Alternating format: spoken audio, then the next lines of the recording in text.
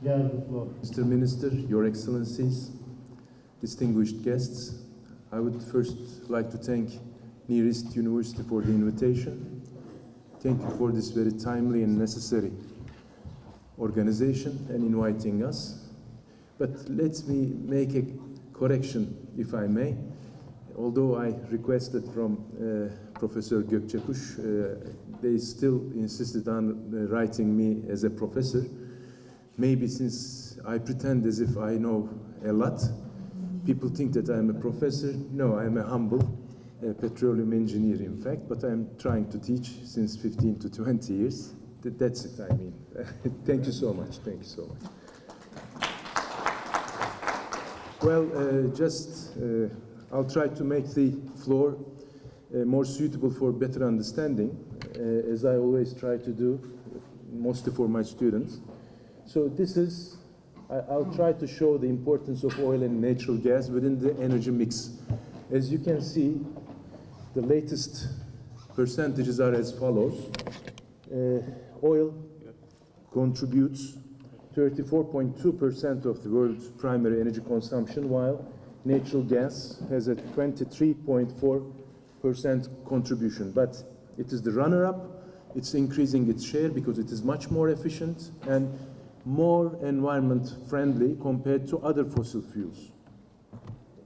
Here in this, every year I try to update this informative map. The first figure, just take the Middle East, for example. As you can see, 807.7 is in billion barrels of recoverable proven oil, and it is 47.6% of the world's proven reserves. So this shows the importance of Middle East, because when we are trying to interpret the position of Cyprus, the Eastern Mediterranean, and so forth, this is important. So as you can see, the total reserves is 1.7 trillion barrels. Middle East is not only an oil geography, it's also a natural gas geography. 41% of the world's proven reserves are over there. And this is how World Energy Outlook, that is the International Energy Agency, among its 9 different scenarios, for the most probable scenario sees it. I just try to underline the importance of an increase in significance of natural gas. So it is the only fossil fuel expected to increase its share in the near future. This is why Eastern Mediterranean, the new finds around Cyprus Island are much more important under this. So Eastern Mediterranean, as you see, it's the gate for the Middle East, opening into the Mediterranean, the Black Sea, the Red Sea, and further to the Atlantic. East Mediterranean is also the gateway for oil and gas trade from the Black Sea downward, upward from Red Sea and Africa, also to the Atlantic, and to Turkey as well. From Algeria and Nigeria, we are importing significant amounts of natural gas. Eastern Mediterranean is a major transit way for the Middle Eastern hydrocarbon reserves, as I just mentioned. It is also the gateway for African resources. 30% of the world trade, 20% of the seaborne oil trade crosses the Mediterranean basin. 4,000 cargo and trade vessels sail through the Mediterranean every day, while around 40,000 Russian trade vessels pass through the Turkish Straits and into the Mediterranean. This is thanks to Dr. Ergün Olgun with his contribution. I am just using his words and quotation. Almost 59 million barrels per day of crude oil and petroleum products were transported on maritime routes in 2015, representing 61% of the world total, according to the United States Energy Information Administration. Many of these products were transported around the Arabian Peninsula through the Suez Canal, Sumet Pipeline, the Bab el-Mandeb Strait, and the Strait of Hormuz choke points. Choke points are narrow sea channels that are critical to global energy security. The inability of oil to transit a major choke point, even temporarily, can lead to substantial supply delays and higher shipping costs, resulting in higher world energy prices. Just to visualize, the importance of Suez Canal and also Bab el-Mandeb, where we have the proxy wars between, say, Saudi Arabia, Iran, and many other players. So this region is very much important for oil and gas transit. Suez Canal is located in Egypt, connects the Red Sea and the Gulf of Suez with the Mediterranean Sea. By the way, maybe you get tired when you're following these slides, but I'm going to leave it to the university. It's for everyone's disposal immediately after I complete my presentation.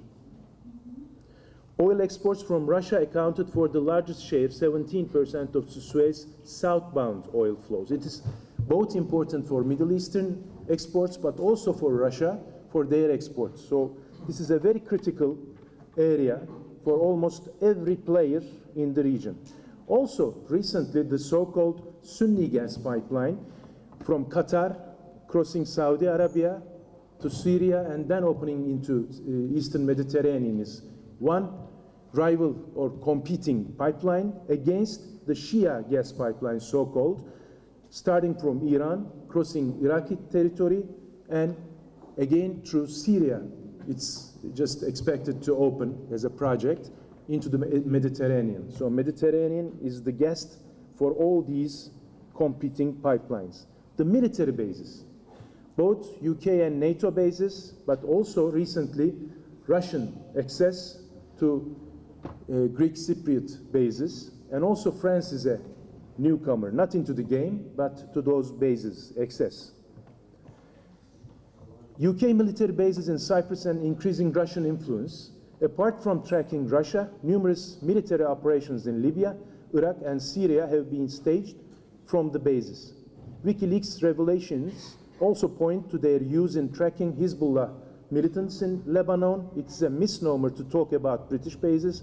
These are US military bases. Cyprus Island, due to its proximity to the instability centers, so-called, quote unquote, provides the opportunity to the UK and US of early intervention into potential crisis, again quoting from Ergün Olgun.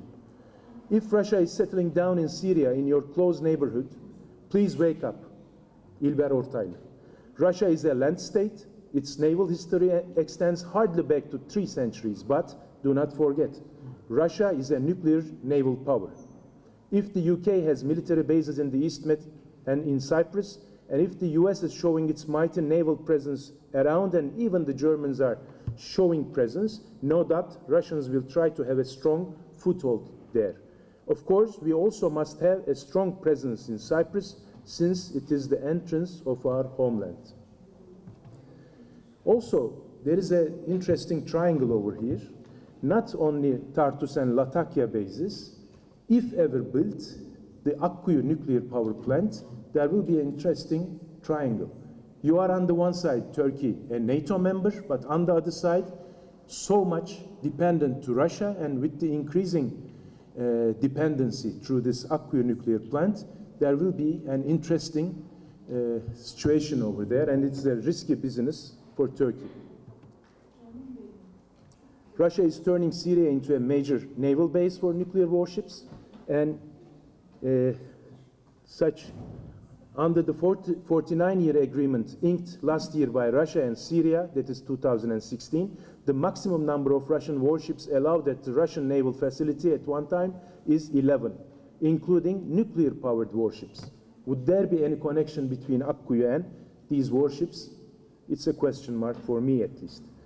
Anyway, United States Geological Survey just produced this map, and as you may see, around the Levantan Basin, in which mostly Israel is so much active, Israel had been so much active, it's an important basin, but much more, the Nile Basin, Nile Delta Basin, is an important basin for hydrocarbon presence, and recently, the most important discoveries are rather in Egypt, around Egypt. We have to underline this because there is a reason in behind. Anyway, recent discoveries in the Eastern Mediterranean region and claimed reserves. I want to underline this because there are so many numbers flying in there, And mostly the Greek Cypriots are using and abusing these numbers. This is claimed reserves. I mean, just forgive me for telling this, but I'm a reservoir engineer as a profession, and I'm teaching reserve estimations as well. Therefore, these are only, most of them are only just estimated reserves at the moment. Just let me give an example from Aphrodite field. Initially, they declared 250 billion cubic meters reserve. In fact, these are only original gas in place, not recoverable reserves at the very beginning. Then this 250 billion cubic meters decreased to 198, and now they are declaring it is around 129 billion cubic meters, as an example. So they are, again, I am repeating, using and abusing these numbers. So we have to take into account these numbers with a certain limit, I should say. We should be careful.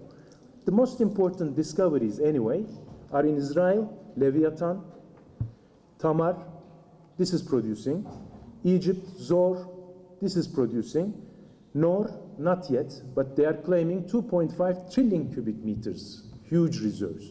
Just Leviathan is around 605 billion cubic meters, not started to produce yet. Also, there are other potential hydrocarbon leads in the Eastern Mediterranean, around Lebanon, around Syria. Of course, due to instability, we have to wait for their development, but this is a region of importance, let me say. There are several potential export routes, as you may see. I'm trying to skip most of them, try to use the time more efficiently. Not only the East Med, but also there are other alternatives, just exporting to Turkey and in the form of LNG, in the form of CNG. But believe me, the most viable option for the Israelis and for the Cyprus gas is Turkey as a market, if they are wise enough. Not to Eastern Mediterranean, not to Europe. There are many reasons for that. Every year, maybe 3 or 4 times, you watch this group, anti-Turkey group, signing agreements for East Med pipeline. Just watch European Union think tanks and related documents. You can see that at the moment, with the current discoveries, even including the Israeli one, it does not work. It is not a feasible project at all. But they are using this politically, just trying to send a message to Turkey and use this as a carrot and stick issue for the so-called negotiations. Every year, 3-4 times, and we call it in Turkish temcit pilavı. The rice you cook in the morning, then you bring it in for supper, dinner, so we call it temcit pilavı, and we should not take it serious. But they are using it. Anyway, for an LNG plant in Vasilikos, there are so many reports indicating that it's not feasible at all, and with 129 billion cubic meters, even with 250 billion cubic meters, such an LNG plant, and as far as the place location is concerned, it goes nowhere. But again, they are using and abusing this issue as a carrot and stick problem. The demand side, let me mention, the European gas imports or the demand is not increasing. Just watch. This is 218 November World Energy Outlook. I just summarized the table. As you can see, in 2017, Europe consumed 613 billion cubic meters, and it is expected to consume 592. Therefore, there is not such a big demand or increase in demand on the European side or on the EU side. And also, Eastern Mediterranean gas has to compete against Russian gas, African gas, mainly Egyptian gas, and also even when transportation costs are included, it has to compete with the shale gas or tight gas coming from United States. So when Greek Cypriots or Greece or the EU even use this as a carrot and stick issue, we should know that as far as the market is concerned, as far as the feasibilities are concerned, it goes nowhere. So we should be very much careful for not letting them to use these arguments against us.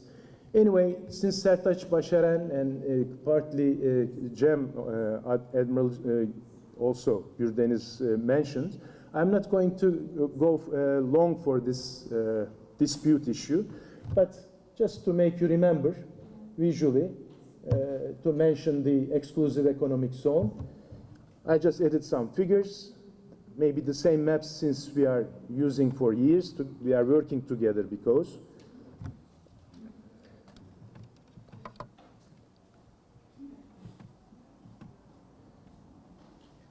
As a reaction to unilateral efforts by the Greek Cypriots, Turkish side, that is Turkish Republic, and also TRNC just granted certain licenses to Turkish Petroleum. So this shows both licenses. The TRNC granted licenses to TPAO, blocks A, B, C, and D in north, E in east, and F and G in south, and TPAO's TRNC license blocks F and G overlaps with the Greek Cypriot blocks labeled as 1, 2, 3, 8, 9, 12, and 13. This is the summary of the strategy that they are using, the Greek Cypriots. For United Kingdom, the military bases are important, control of Russia, Hezbollah, control of the Middle East. Shell and BG are in Aphrodite as stakeholders.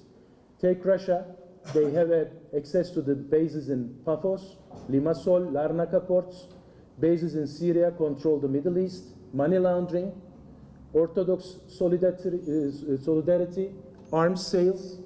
United States, Noble, they are Noble companies in Aphrodite as a stakeholder. ExxonMobil in Block 10, control the East Med, intervene into Middle East, NATO bases, Israel. As you can see, this is the strategy they are trying to use. I tried to summarize some important aspects. But the negotiation process, as His Excellency Çağatay Erciyes pointed out rightly and wisely, this is a wrong process. I mean, okay, let us develop the Greek Cypriots. Let us develop the fields. We have a fund over there, and when the time comes, give us land from here, give us land from there, and we may give you your share. I mean, from the very beginning, we have to be in it, and this is a wrong approach. Putting the cart before the horse, it goes nowhere. So whenever there is a conflict, if it coincides or it interferes into our zones of that we claim as exclusive economic zone, then our Navy intervenes. If not, we protest to the United Nations. If it is out of our claims for exclusive economic zone, we are just protesting it, writing our letters to the necessary places. But recently what we did, Turkish Petroleum just bought in a seismic ship for 2D, 3D seismic studies in the Mediterranean, because most of the time international companies step back under pressure. Therefore, having our own seismic ship is a right decision. And in addition, we have added 2 deep sea ships, vessels. One of them is named Fatih, the other one is named as Yavuz. But the recent activities are such. Alanya 1 started on 29th of October 2018. It's almost completed. Well logging and other studies are being completed. Next will be around Finike. Shallow sea, we have drilled one is continuing, Kuzey Erdemli and Kuzlupınarı. These are positive activities. We should not leave everything to our Navy. However, the places are, unfortunately, not right. Geologically not right. If you have a claim of exclusive economic zone. And if you claim that through Barbaros and with previous studies of TPAO, we are more or less sure that for the potential hydrocarbon resources are here and there around the island, we should show that if we claim something, we should be over there and we should drill in the regions where we have hydrocarbon potential plus fall into our exclusive economic zone. We should show up over there, not around Alanya and Finike.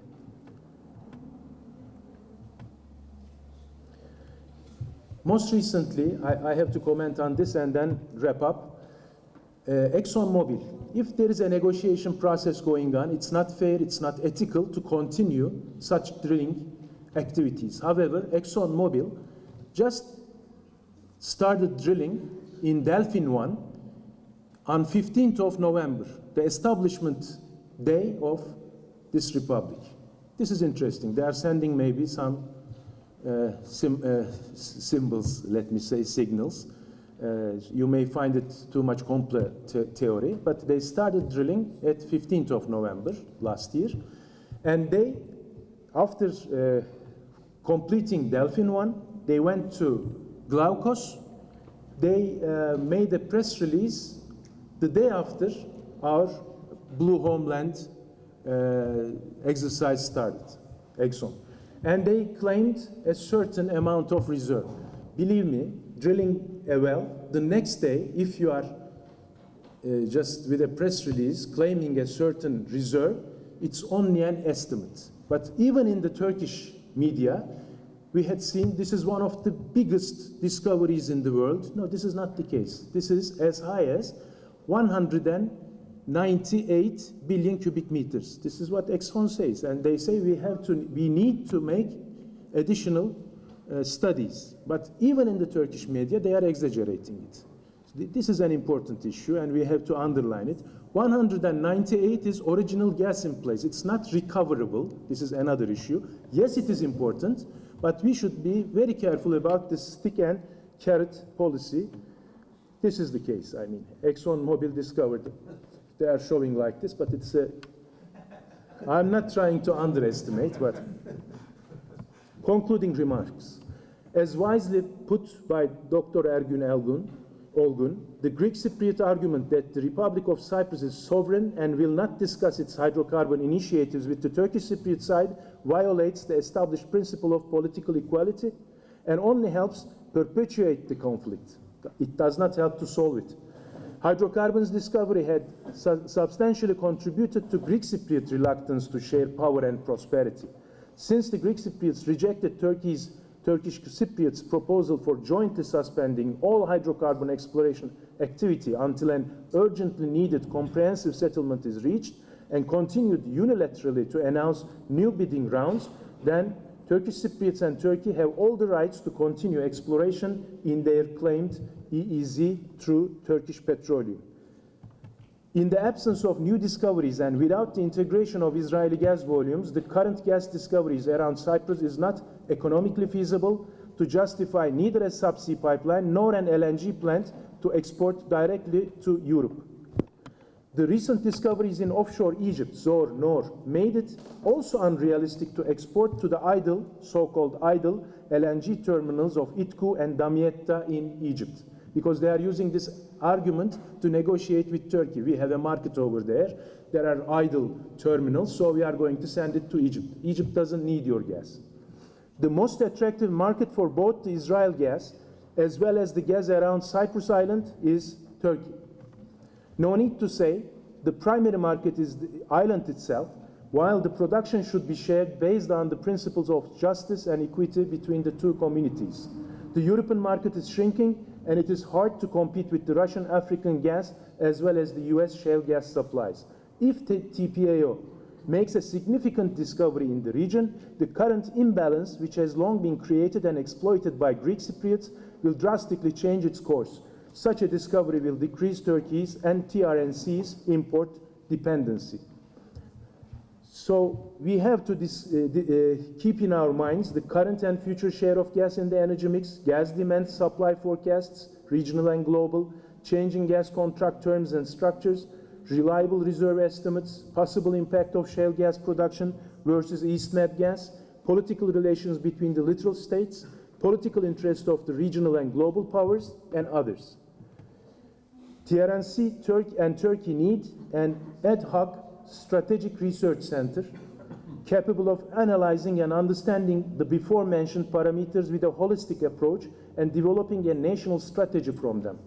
Such a center should bring together and coordinate the capacities of experts, chambers, universities, state entities, etc. from both the TRNC and Turkey. The strategic center should organize periodical national and international conferences, publish articles, prepare reports, use the IT effectively, develop an effective website, enlighten the public, create an awareness on the Cyprus issue, and mainly the hydrocarbon development. Offshore exploration, drilling, production requires a very strong financial structure as well as highly qualified and experienced personnel. However, at the moment, I'm sorry to say this, TPAO lacks such capacity since it lost its vertically integrated organizational structure, and recently its two main functions, drilling and well completions, had been taken away from the company. Furthermore, a very significant percentage of its highly qualified and experienced technical staff has been forced to retire.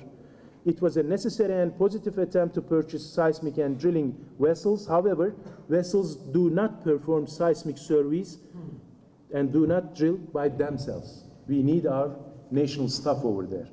So, with all my respect, thank you for your patience.